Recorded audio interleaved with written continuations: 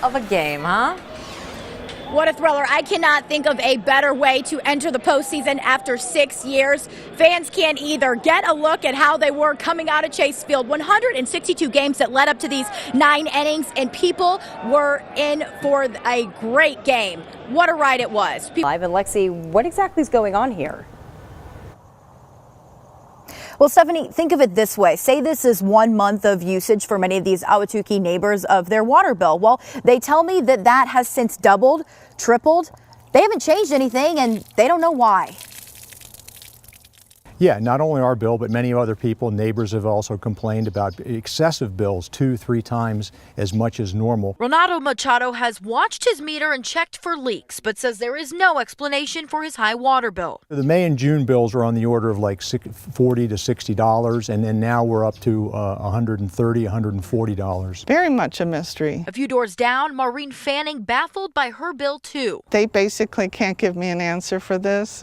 They just said it's your usage. This small park racked up a bill of over $6,000. The meter tracking nearly 1 million gallons used. HOA Vice President Steve Manolis says not possible. There was nothing that could account for that much water leaking. After we found dozens of people seeing a significant spike in usage and cost, we went to City Hall. But officials there say things look normal on their end. And based on that data, the preliminary data, our research indicates that there is no large spike in water consumption, and that monthly, that water consumption is very consistent month to month. The water department's only advice was to check for leaks and take into account the hot summer months, but neighbors here not settling for that answer. I think they've got some engineering investigation to do, and I think they should act like they're really suppliers and we're really customers. That would be really nice.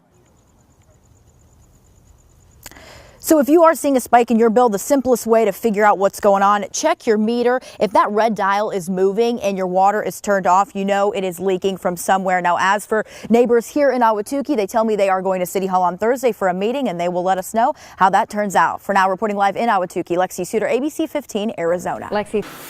Sadly, the Graham County Sheriff just confirmed to me that the pilot of that F-16 has died. Now, we are about 15 miles northwest of Safford, Arizona, and the sheriff tells me this is a popular area for these pilots to train and fly because the land is so open. But responding to a crash like this is rare. These are photos that were taken by one of the first responders. They described the crash scene to be like a crater in the ground. Crews have been working out here since about 3 o'clock this afternoon and say they'll remain here for most of the night. It's just a very unfortunate incident that anybody would lose their life, and that we'd be here talking about an incident like this. You know, I feel for anybody that has to be involved in anything like this whatsoever. The Air National Guard is out here taking over this investigation. We're still waiting to hear exactly what led up to this tragic crash. Reporting in Graham County tonight, Lexi Suter, ABC 15, Arizona. Lexi, that breaking news. 2 people in the hospital right now after they were attacked by dogs. No word on who owned those dogs, but neighbors telling ABC 15 some people pulled guns on the attacking dogs. ABC 15's Mike Pelton live in the neighborhood at 35th Avenue and the 101. Mike. Yeah, certainly. And I've been out here for hours and it is still standing water. Get a look at this down there towards that rack right there, still a couple feet deep. And I want to show you just how powerful the winds really were here. Look at the roots of this tree. I mean, completely uprooted. And this is not a small tree. So as you can understand, when shoppers were coming out, they were pretty stunned. So where I'm standing right now is about a mile north of where the command center is set up, and this is actually where the incident happened. You can see behind me here, all of these trees are charred. I mean, just destroyed from the Highline fire last month. So when this storm came in, it literally dropped right off the rim and had nowhere to go. I mean, the ground wasn't soaking it up because it is so dry up here right now that it just went down, filling up this little creek. You can hear it. I mean, right now it sounds very gentle. It's very shallow. It looks harmless.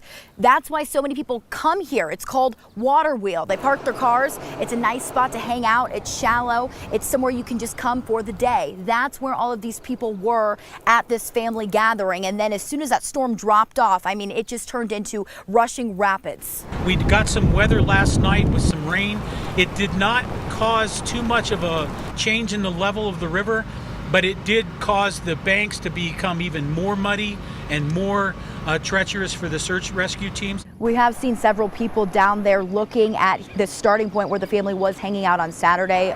Many family members out here as well today assisting these search crews. We know the search crews have been going as far as 2 miles downstream. That's where they found several of the other bodies. We have no idea at this point when this area will reopen. Reporting in Payson, Lexi Suter, ABC 15, Arizona. You can count on ABC.